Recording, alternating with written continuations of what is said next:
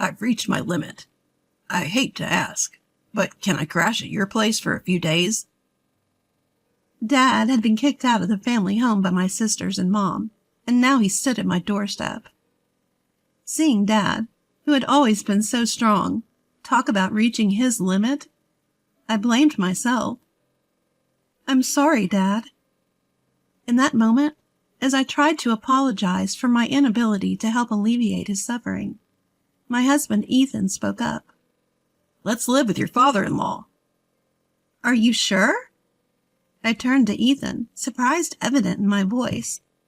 Dad, too, could barely hide his shock, his eyes wide open. "My name is Emily. I'm 26 years old. Ethan and I started dating in college, and we got married 2 years ago. Our days are filled with a fulfilling work-life balance. Ethan is my best supporter, always by my side. I never thought I'd find someone who gives me such confidence, let alone marry them. As the youngest of 3 sisters, I grew up in an environment where I could never go against my mom and my sisters. I was always the last one in line for attention from Mom, and also the lowest in rank among my sisters. Every time I voiced an opinion, sharp words would come flying back at me. Over time, I stopped expressing myself and started to suppress my feelings. I bore the treatment of being treated like a servant by my mom and my sisters without complaining. "I wanted a boy. When I found out you were another girl, I was so disgusted. Grace and Ashley are enough for girls. You're an unwanted child, and yet here you are in this house. If you want to stay here, you have to work." Mom often belittled me like this. Even if you tell me that, how many times have I swallowed my words, the ones I wanted to say back to her? By the time I entered elementary and middle school, I was in charge of most of the household chores, from preparing meals and doing laundry to getting the bath ready. People around me would praise me, saying, "That's impressive," or "You're so responsible."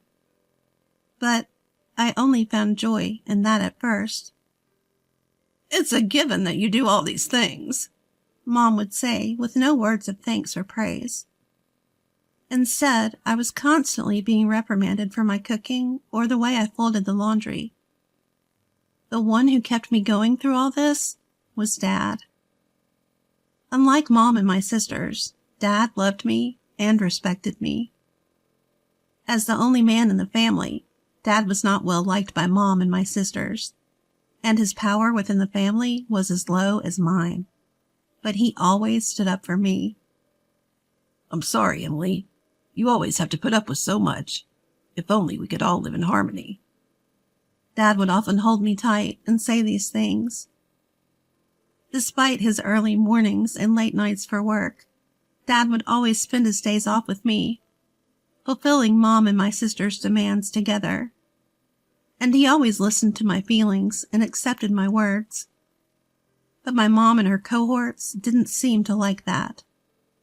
"There's no one to protect you today," they'd tell me, pushing more chores onto me. They'd hurl harsh words at Dad too, such as, "For a man, low income." And my sisters would follow their lead, laughing and saying, "Disgusting!"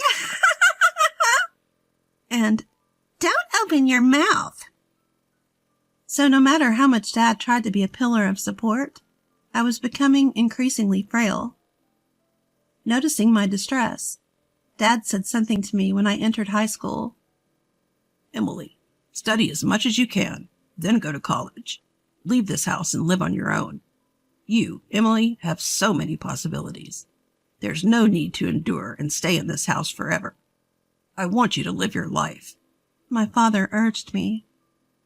At his words, I felt both elated and anxious. At the time, my eldest sister Grace, 6 years older than me, was attending a private university. Ashley, 4 years older, was at a vocational school.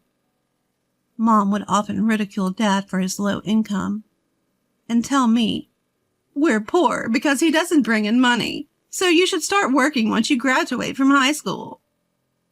Because of this, I believed our family was financially struggling. Despite that, I worried if Dad was pushing himself too hard, telling me to go to college and live on my own. But Dad insisted there's no need to worry about money. I feel responsible for making you suffer so much. That's why I don't want you to endure any longer.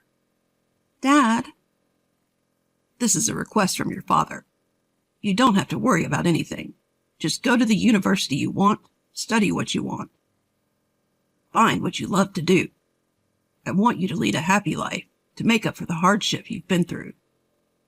I could feel his strong resolve as he gripped my shoulder, his eyes moist with tears. From then on, I devoted myself to the studies I had neglected. Juggling the overbearing instructions from my mom and sisters, I spent all my remaining time studying at my desk. My hard work paid off, and I was accepted into a university. Dad and I embraced each other, sharing the joy of my acceptance. I kept it a secret from Mom and my sisters until the last minute, only announcing my plans to go to college and live alone on the day I was moving. At that time, Grace had already moved out and was living on her own, leaving only Mom and Ashley at home, who showered me with shouts of rage. I endured their harsh words until the end, finally breaking free from them. I kept my new mobile phone, a gift from Dad, a secret, not telling them which university I was going to or where I was going to live. Though I stayed in touch with Dad, I started a life without any involvement with my mom or my sisters. But just because I escaped from them didn't mean my university life was smooth sailing.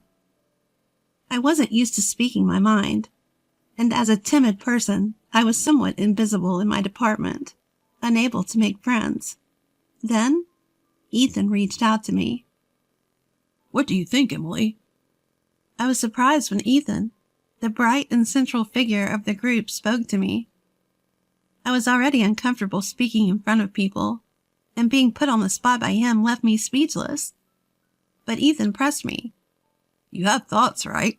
Share them. We won't know unless you say something. A person who is pushy and doesn't consider other people's feelings. I initially thought of Ethan as pushy and inconsiderate. But as time passed, I came to see the kindness in Ethan, how he respected people's opinions. Thanks to Ethan, I started to make friends. Before long, I found myself drawn to Ethan, and by our 3rd year, our relationship had progressed to dating. When I started dating Ethan, Dad excitedly congratulated us. And when I found a job, when Ethan and I decided to move in together, and when we decided to get married, Dad celebrated my happiness as if it was his own. But I had always been worried about Dad. Since starting university, I hadn't been home and hadn't seen Dad even once. We stayed in touch, but I was still concerned. Dad was living at that place with Mom and the others. I had no doubt he was still enduring snide comments from Mom and Ashley, still spending his days under their domineering instructions. Dad, I'm happy today because of you. Back then, I was powerless and always needed your help. But things have changed. I'm working now and I'm married. I have someone who supports me. So now it's my turn to help you. Please let me know if you're in any trouble. When I announced my marriage, I told him that. Having learned the importance of expressing my feelings to others since being with Ethan, I was finally able to put into words what I had never been able to tell Dad before. Thank you. Dad replied that way, but until now, 2 years later, Dad never asked me for help. Furthermore, recently, I heard that Grace, who was supposed to be living alone, quit her job and returned to our parents' house. My worry for Dad had only increased. Then one day, the doorbell rang just as I was confiding in Ethan about how worried I was about Dad. December was almost over, and even though it wasn't even 4 p.m., it was already getting dark outside. We had no scheduled deliveries, so we were surprised when we looked at the screen of the intercom. The person shown by the camera was none other than Dad. I rushed to the front door and opened it. Seeing Dad for the first time in 8 years, his cheeks were hollowed out, and there was more white than black in his hair. He looked visibly unwell. I instinctively knew that his sudden visit without any notice wasn't for a casual reason. Dad, what's happened? Please come inside. It must be cold outside. Dad was wearing trousers and a long-sleeved shirt, even in December. This seemed too thin. Why would he be outside dressed like that? But the reason was revealed from Dad's mouth. Dad was kicked out of the house by Mom and the others. They told me to go buy dessert, so I went to the nearby convenience store. But when I came back, the house was locked. I asked them to open up, but they told me not to come back and didn't let me in.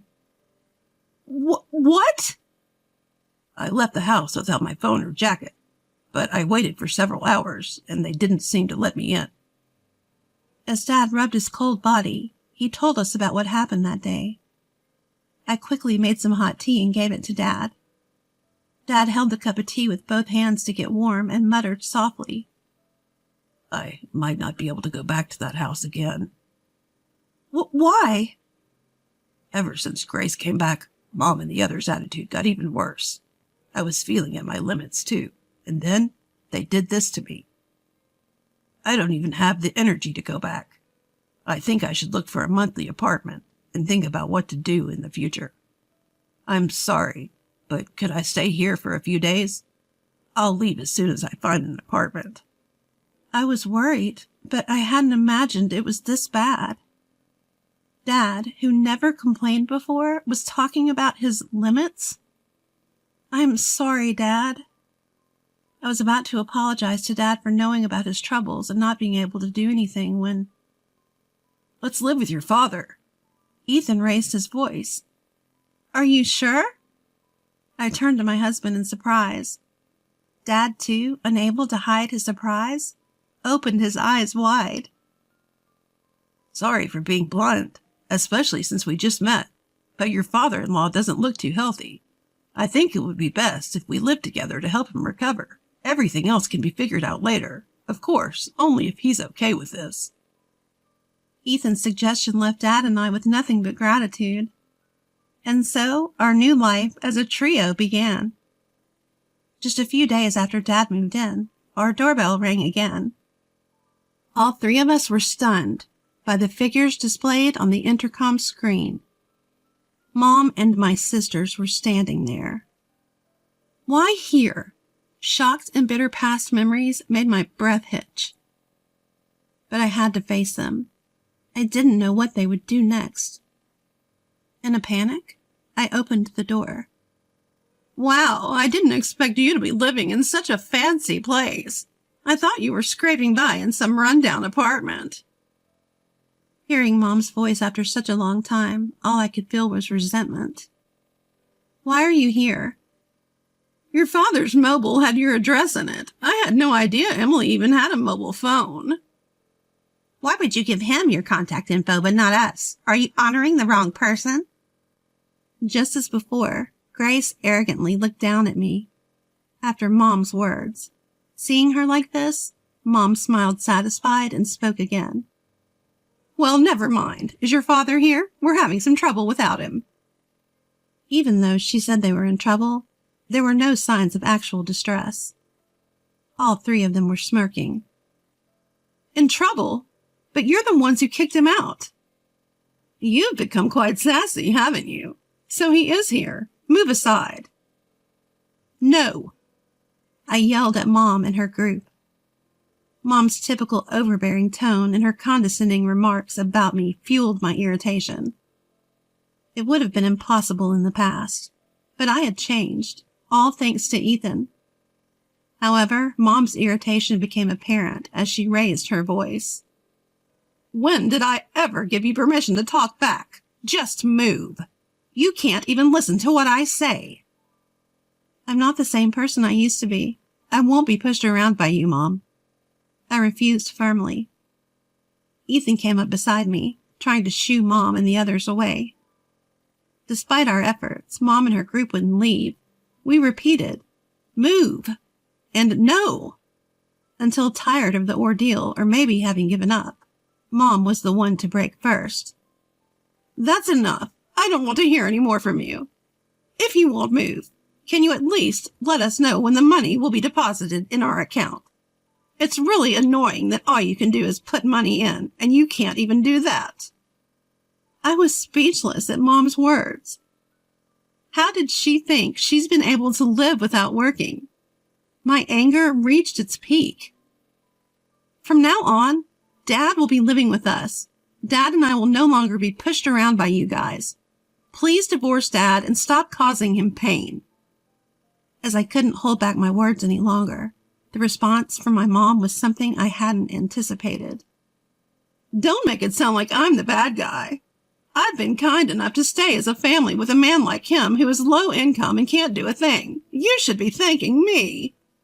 "What?" "You're just like your dad, a low-income loser, acting high and mighty, but in the end all you're doing is licking each other's wounds." I felt like I was about to lose control at Mom's words. I was on the verge of raising my voice, of lashing out, but then my husband spoke. "Emily works hard. She's a supervisor, earning a decent wage. I'd appreciate it if you didn't belittle us with comments about licking wounds." As my husband stared down Mom, she retorted, "Don't you dare talk back to me. You're an outsider, so stay quiet." That's when Mom turned on Ethan. Dad, who should have been in the living room, was suddenly at my side, addressing Mom. "I've heard enough. We can't impose on Emily and Ethan anymore. Let's get a divorce." "Dad?" At Dad's words, my sisters chimed in with, "That's fine. That's fine. We don't need a creepy guy like you," one voice called out. Emboldened by my sisters, Mom agreed. "That's fine by me." I was dumbfounded by how quickly things had been resolved, but the peace didn't last long. "But there's one condition. Hand over that house to me, then I'll give you your divorce." Mom laid out her demand. Just how greedy could this woman be? But Dad quickly agreed to Mom's demand. "Dad, are you sure?" I was shocked, but Dad turned to me and smiled. "If that's all it takes to get a divorce, it's a small price to pay." He then turned back to Mom, his face serious. "I'll do as you asked. Leave for today. I'll come over tomorrow." With that, Dad sent Mom and my sisters home. They continued to belittle me until the end, but I didn't care. I felt guilty for pushing a divorce and causing Dad to lose his home. But Dad patted my shoulder. "It's not your fault, Emily. In fact, I'm glad you spoke up." The next day, Dad went back home one last time with the divorce papers. He made Mom fill out the divorce application, handled some paperwork, and packed his belongings. When Dad came back from our family home, he looked somehow lighter. It was sad to see the house go to Mom and my sisters, but if Dad felt relieved, I was okay with it. A few months later, Dad told me what had happened to Mom and my sisters. They had taken the family home as part of the divorce settlement and planned to live lavishly by selling it. However, the house was old. The location wasn't great. They couldn't sell the house or land for much, and demolition costs ate into the proceeds. In the end, they were left with almost nothing. Now, without a home or savings, Mom didn't work. Neither did Grace or Ashley have stable jobs. And with Dad gone, the same Dad they ridiculed for his low-income status, while they leaned on him for living expenses, the trio found themselves in dire straits. They tried seeking help, showed up at our house several times, but we never opened the door to them. Still, they refused to give up, causing commotion at the front porch. I finally had to tell them through the intercom, "If you make any more noise, I'll call the cops." That sent them packing. Now it seems they're barely managing, renting an apartment that's too cramped for 3. Even Mom, who never worked before, was seemingly forced to get a job. That's how desperate they were. Despite all the times they made fun of Dad and I as a trio, they now seemed to be constantly bickering among themselves. They appeared to be blaming each other for their current circumstances. People rarely change. With neither Dad nor me around anymore, the ones they used to ridicule, they can't help but find someone else to target. It seems they're destined to lead lives filled with both physical and emotional poverty. Meanwhile, our lives have taken the polar opposite trajectory. Despite all their mockery about Dad being low income, he had actually been trading stocks for years, amassing a fortune. We only learned about this after the divorce was finalized. Dad feared that if any information leaked out, the trio would try to seize his assets, so he had decided not to mention it until the divorce was over. That's probably why he didn't mind giving up the family home. Now we're living comfortably in a new house that Dad built with his wealth. He quit his job to focus on his stocks. My husband and I have jobs too, so we're not struggling financially. We support each other while each maintaining our own financial independence. We hope to build the loving family that we couldn't have when we were young, from here on out.